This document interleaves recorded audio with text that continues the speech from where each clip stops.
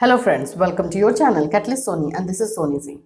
Friends, जैसे कि आप जानते हैं 4 बजे हमारा होता है क्लास बीएड फर्स्ट ईयर का। तो बीएड फर्स्ट ईयर का क्लास लेकर के मैं आ चुकी हूं। आज का टॉपिक हमारा है कार्यान्वयन यानी प्रोग्राम ऑफ एक्शन 1992। कल हम लोगों ने क्या किया, राम मूर्ति कमीशन जो कि 1990 में हुआ था, 1990 में बना था। क्यों बना था वो?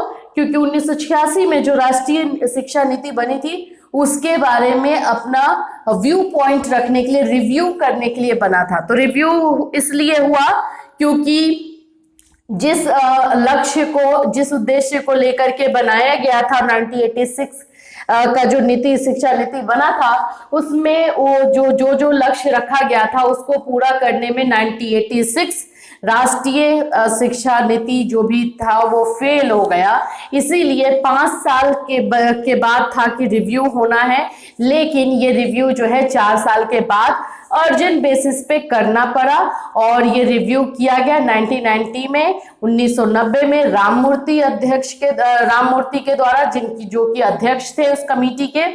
फिर उसके बाद जब उन्होंने अपना सब कुछ बता दिया, व्यू पॉइंट की कहां पे फेल हुआ है और क्या क्या कमियां हैं, तो उसके बाद 1992 में फिर से जो है रिवाइज्ड, आप बोल सकते हो, राष्ट्रीय शिक्षा नीति बनाई गई। और इसमें जो चीजों का जो है जिसके बारे में रिव्यू दिया गया था राम मूर्ति के द्वारा, वो सारी चीजों को इंक्लूड किया गया। तो आइए देखते हैं, आज का हमारा टॉपिक है 1992 प्रोग्राम ऑफ एक्शन।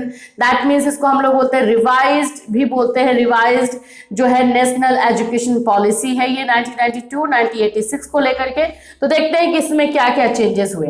तो चलिए स्टार्ट करते हैं आज का क्लास।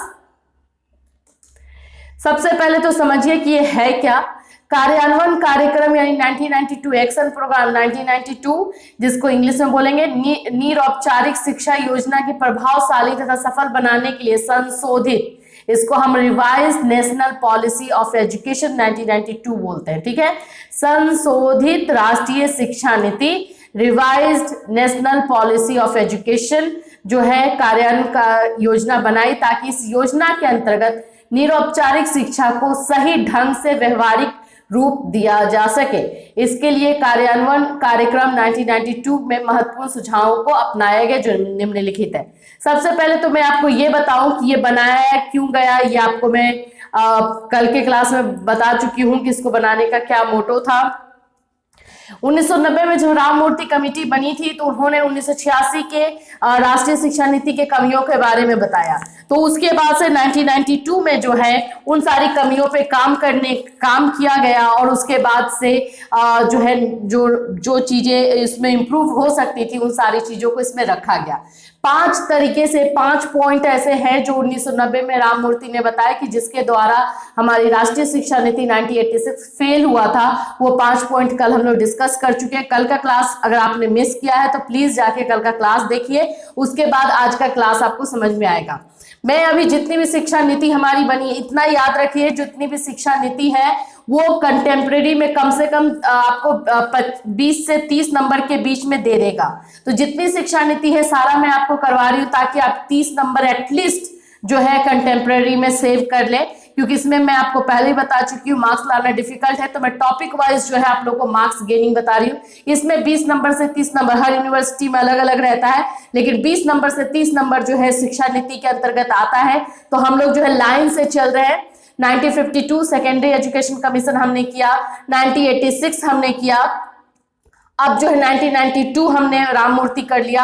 अब 1990 जो था राम मूर्ति का वो हमने किया। अब हम आज 1992 देख रहे हैं। इसी तरह से हम सीरियल वाइज चलेंगे ताकि हमारा कहीं कनेक्शन टूटे ना। और आप लोगों का क्या है कि जो लर्न करने वाला चीज है वो एक चेन की तरह बनते जाए और वो चेन अच्छी तरीके से आपके दिमाग में बैठ जाए। तो आइए देखते हैं कि किस तरह से जो है नॉन फॉर्मल एजुकेशन के सेंटर बनाए गए। सबसे पहला सुझाव यही था कि हम लोग को establishment of non formal education centres, निरौपचारिक शिक्षा केंद्रों की स्थापना की जाए। निरौपचारिक शिक्षा केंद्र उन निरीह व असहाय बालकों के लिए खोले जाएंगे जो अनुसूचित जाति और अनुसूचित जनजाति से संबंध रखते हो। ये संस्थाएं विशेष रूप से लड़कियों तथा अपंग बच्चों के लिए होगी।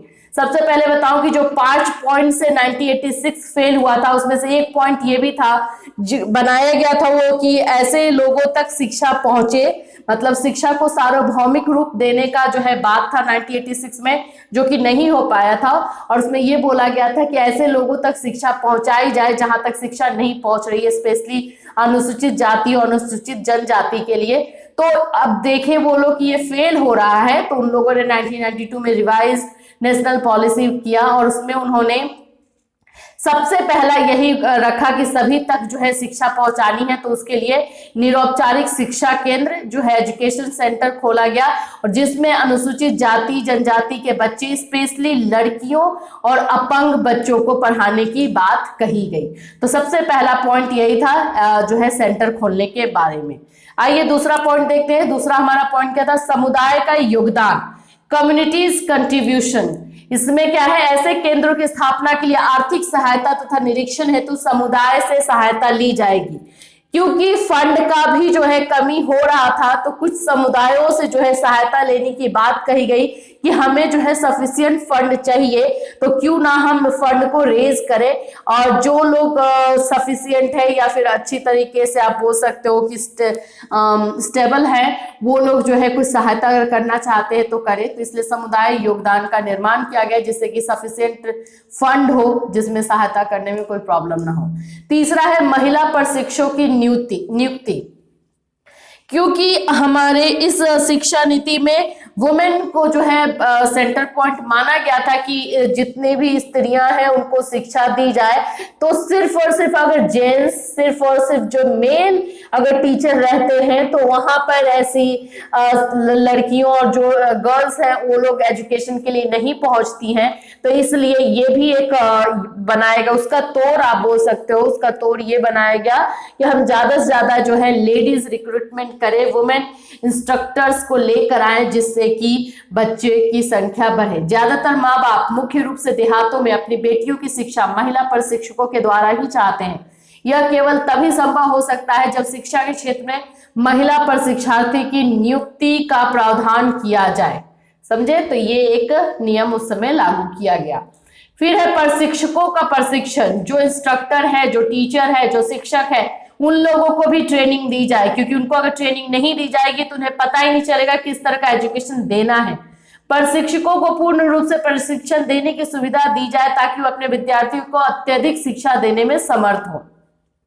तो ये सारी चीजें जो है 1992 में की गई। आप एक तरह से देख सकते हैं अभी तक हमने जितने सुझाव देखे हैं ये सब प्रैक्टिकल वर्क है, मतलब सिर्फ बोलने के लिए नहीं है, इसको इम्प्लीमेंट भी किया जाए। ऐसा था कि रियली में जो है प्रॉब्लम जो था उसको पकड़ा गया और उस प्रॉब्लम का सॉल्यूशन निकालने का सुझाव दिया गया।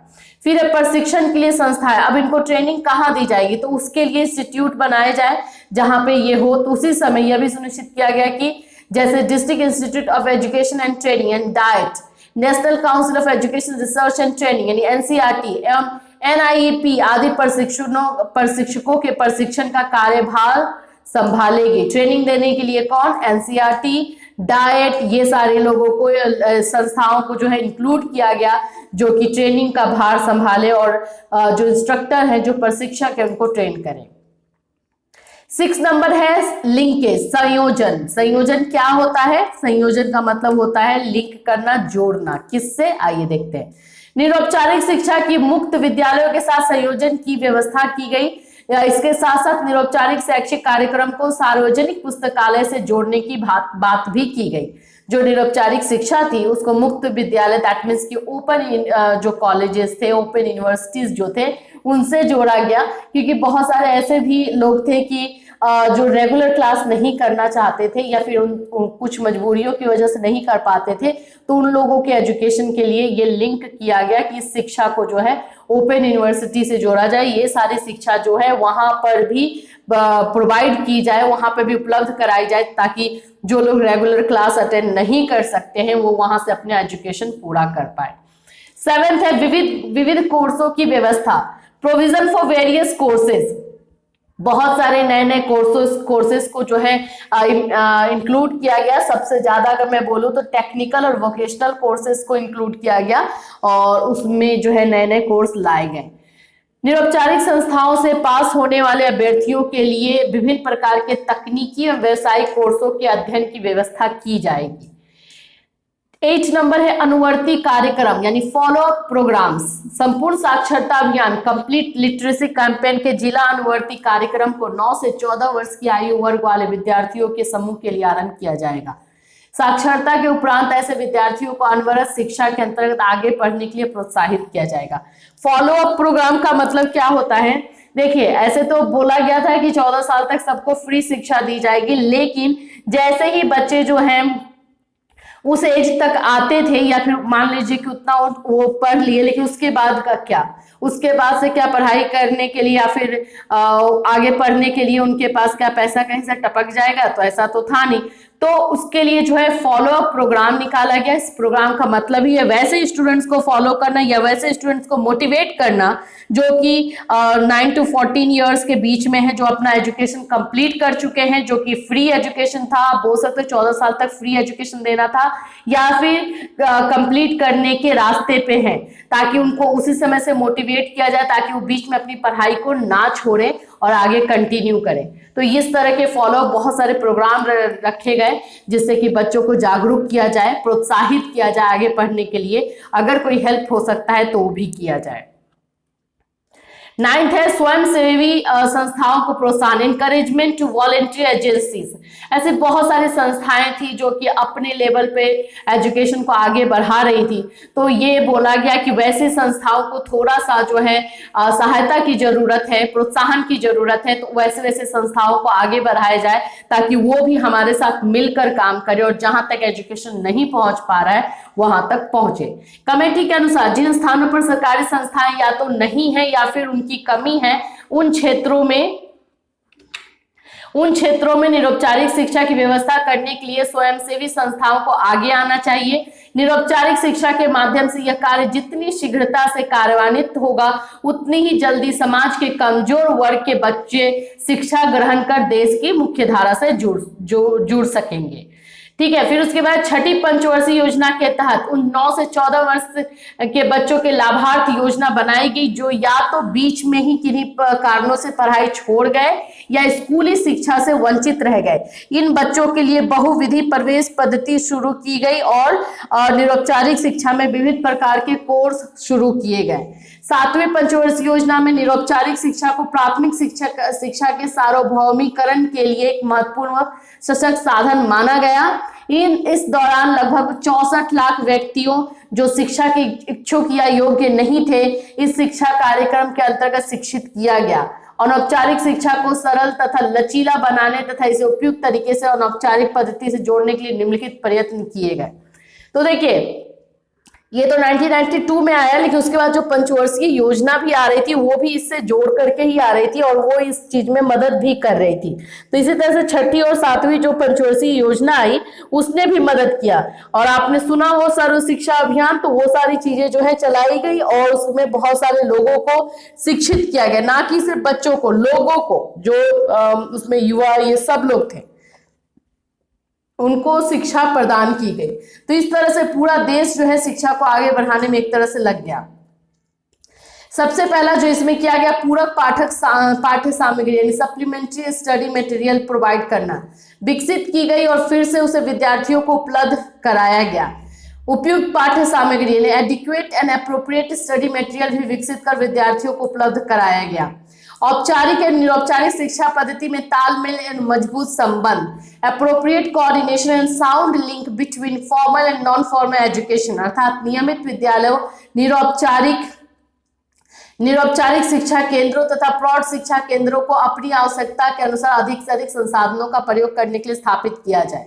फिर है उपयुक्त अध्यापक प्रशिक्षण व्यवस्थाएं, adequate teacher training arrangement, teacher को ट्रेन किया जाए वो। फिर उसके बाद है निरौपचारिक शिक्षा संबंधी कार्यक्रम, नॉन फॉर्मल एजुकेशनल प्रोग्राम विकास संबंधी कार्यक्रम के साथ जोड़े जाएं। तो इन सारी चीजों की जो है व्यवस्था की गई एजुकेशन को आगे बढ़ाने के लिए 1992 में। ठीक है, तो 1992 में ज्यादा वैसे कुछ हुआ नहीं, जो कमियां थी एक्चुअली 1986 में उन सारी कमियों को जो है वो पूरा किया गया या उन सारी कमियों को जो है दूर किया गया 1986 की जो शिक्षा नीति, राष्ट्रीय शिक्षा नीति बनी थी उसको। इसीलिए इसको हम लोग जो है रिवाइज नेशनल पॉलिसी बोलते हैं। आपका क्वेश्चन रिवाइज नेशनल पॉलिसी के नाम से भी आ सकता है या फिर प्रोग्राम ऑफ एक्शन 1992 के नाम से भी आ सकता है, उसमें आपको लिखना। बहुत ही छोटा टॉपिक है लेकिन आता है एग्जाम में। मैंने अभी तक जितना भी आप लोगों का चेक किया है उसमें मुझे ये मिला है, तो प्लीज़ इसको अच्छे तरीके से कर लीजिएगा। जो कल का क्वेश्चन था उसमें मैं इसको नहीं दी हूँ क्योंकि बहुत ही छोटा टॉपिक था, मुझे ऐसा लगा मैं क्लास में आप लोग को बता दूंगी, लेकिन कर लीजिएगा। शॉर्ट में ही था क्वेश्चन बट था। अब हम लोग कल जो है इससे रिलेटेड आगे का टॉपिक करेंगे जो कि इंपॉर्टेंट होगा। अच्छा, इंग्लिश में देख लीजिए, बहुत सारे स्टूडेंट्स मुझे ये भी बोल रहे हैं कि मैम आप इंग्लिश में एक्सप्लेन नहीं करती हैं। तो देखिए, revise national policy on education 1992 for making the non-formal education planning strong and influential, the revised national policy on education 1992 laid down a plan which consequently made the implementation of non-formal education plans more practical। तो जो हमारे 1986 का plan था और जिसमें जो जो चीजें फेल हुई थी उसको हमको फिर से जो है रीप्लान किया गया इम्प्लीमेंटेशन करने के लिए 1992 का रिवाइज नेशनल पॉलिसी लाया गया, जो कि प्रैक्टिकल, जिसको ज्यादा से ज्यादा बनाया जा सके। Important suggestions made in the program of action 1992 were implemented which are as follows। जो जो प्रोग्राम बनाए गए थे उसमें से आप लोग का सबसे पहला तो है ये establishment of non formal education centre, जो कि मैं आपको हिंदी में डिस्क्राइब कर चुकी हूँ कि ये क्या है। और यही जो है वो सबसे पहला सजेशन यही था कि हम लोग को नॉन फॉर्मल एजुकेशन सेंटर बनाया जाए जिसमें कि SC ST स्पेशली गर्ल्स और हैंडीकैप जो है उन लोगों को शिक्षा दी जाए। फिर एक कंट्रीब्यूशन ऑफ कम्युनिटी, जो हमारा डोनेशन है, जो हमारा कंट्रीब्यूशन है वो हम कम्युनिटी से ले। Appointment of the women instructor, women teachers की जो है, फीमेल टीचर्स का जो है ज़्यादा से ज़्यादा रिक्रूटमेंट किया जाए। Institution for performing the responsibilities of training, कुछ इंस्टीट्यूशन को जो है जो टीचर है उनकी ट्रेनिंग की व्यवस्था की जाए जिसमें डाइट, NCERT, NTE, PA, ये सारे लोगों को ये रिस्पॉन्सिबिलिटी, ये सारी संस्थाओं को ये रिस्पॉन्सिबिलिटी दी गई। तो इस तरह से आप लोगों को वही सारे पॉइंट्स हैं जो कि हिंदी में हमने किया, आप देख सकते हैं। Encouragement of voluntary agencies, same चीजें हैं जो हमने बताया कि ऐसे एजेंसीज को ज़्यादा से ज़्यादा जो है आगे बढ़ाएं। इस तरह से सारे के सारे वही टॉपिक हैं। हिंदी एंड इंग्लिश सेम है। 1992 का फॉर्मल जो प्रोग्राम है उसके बारे में आप नोट्स बना लेंगे। और ये आप लोगों का आज का क्लास जो कि 4 बजे आप लोग इसको देखेंगे और इससे नोट्स बना करके रेडी रखिएगा। इससे रिलेटेड और जो एग्जाम में आने वाला टॉपिक होगा वो मैं नेक्स्ट क्लास में लेकर आऊँगी। सो फ्रेंड्स, फिर मिलेंगे कल 4 बजे। Till then have a nice day.